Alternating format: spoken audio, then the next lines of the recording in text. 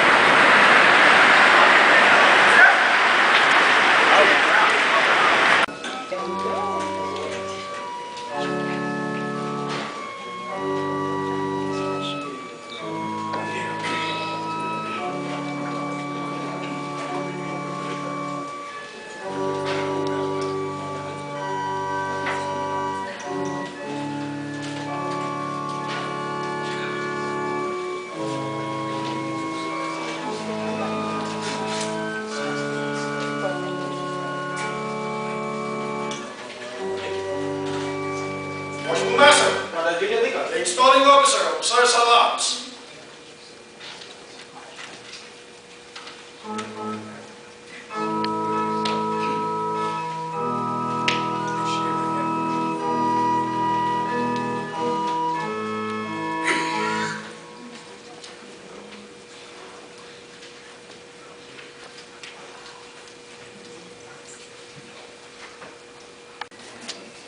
Worshipful Master, I present Brother ARVIN REPIL, who has been elected as Master of this Lodge for the ensuing year.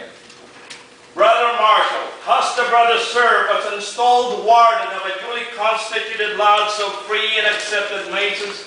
Has he been elected by the vote of this lodge, and has he been invested with the secrets of the chair? He has, and is qualified to be installed as Master of this Lodge.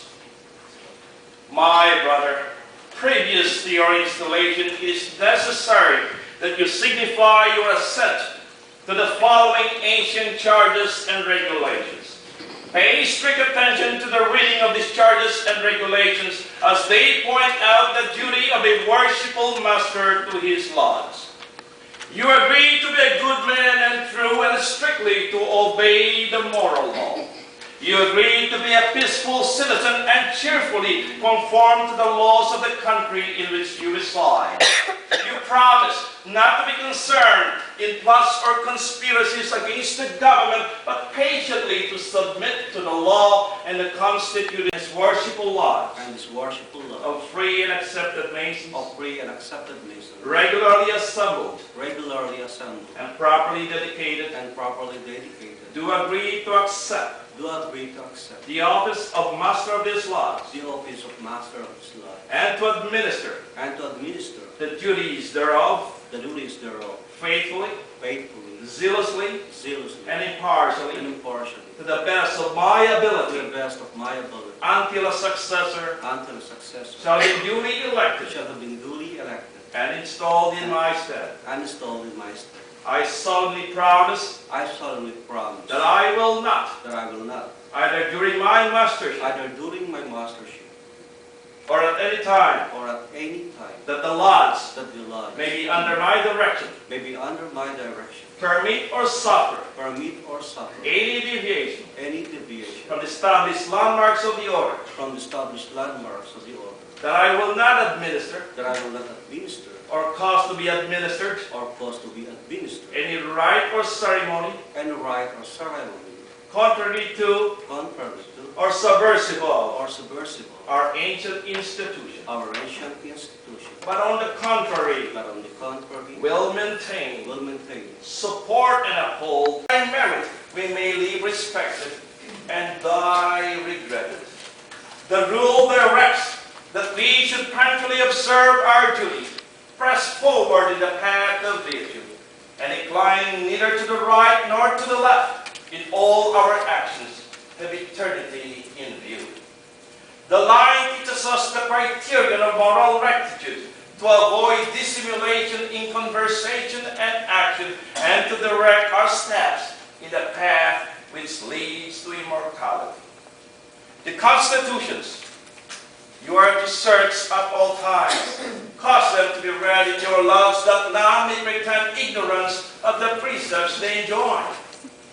You now receive in charge the bylaws of your laws, which you are to see duly obeyed. You also receive a copy of the 24-inch gauge training guide, which you are to study diligently and require your wardens to do likewise, so as to increase the efficiency and success of your laws. You also now receive in charge the charter, by the authority of which this lodge is held. You are carefully to preserve it and personally to transmit it to your successor in office. This lodge, you cannot be insensible to the obligations which devolve upon you. The honor, reputation, and usefulness of your lodge will depend upon the skill and ability with which you manage its concerns. As master of this lodge, it will be your duty to preside over and direct its ceremonies, preserve the ancient landmarks of the fraternity, and permit no innovation in its principles or rites. Upon all suitable occasions, remind the brethren that Masonry is founded upon the great moral principles set forth in the second volume, which we receive as the rule and guide for our faith and practice. Exhort them to govern themselves by these principles, as well with the world at large as with each other. Teach them to reverence the three great lights, the Holy Bible, the perfect square and extended compasses, the symbolisms of which are familiar to you, and which embrace the most important duties inculcated by our fraternity. The leading objects of our fraternity are to promote morality, to keep men honest and upright, true to their God and faithful to their country, and to unite them by the strong bonds of charity, friendship, and brotherly love. Great care, therefore, should be taken in admissions to membership, lest by the introduction of bad material the fraternity be corrupted. It should ever be borne in mind that the respectability and usefulness of a lodge depend not on the number, but on the character of its members. It is better that no workman be added to the roll than that one unworthy be permitted to cross the threshold of the lodge. The uninitiated judge Masonry by the conduct of individual members. Be as careful of the reputation of your lodge as that of your family, as you would admit none of bad character to your family, so should you exclude such from your lodge. Give your attention to the chaplain.